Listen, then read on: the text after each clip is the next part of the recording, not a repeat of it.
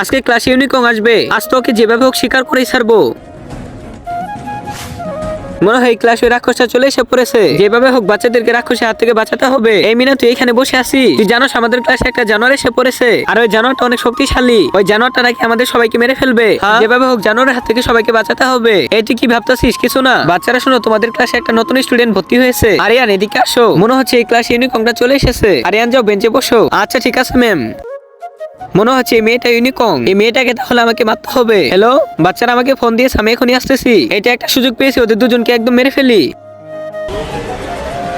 হ্যাঁ, রাক্ষসটা দেখি মিনাকে থাপ্পড় মেরে দিল। এই মিনা তুই ঠিক আছিস? হ্যাঁ, মিনা কোনো কথা বলছে না। এই রাক্ষসটা তো আমার বোনকে মেরে ফেলেছে। তুই আমার বোনকে মেরে ফেলেছিস, তুই আর এখান থেকে বেঁচে ফিরে যেতে পারবি না। তোকে এখনই আমার ম্যাজিক্যাল শক্তি দিয়ে শেষ করে ফেলবো।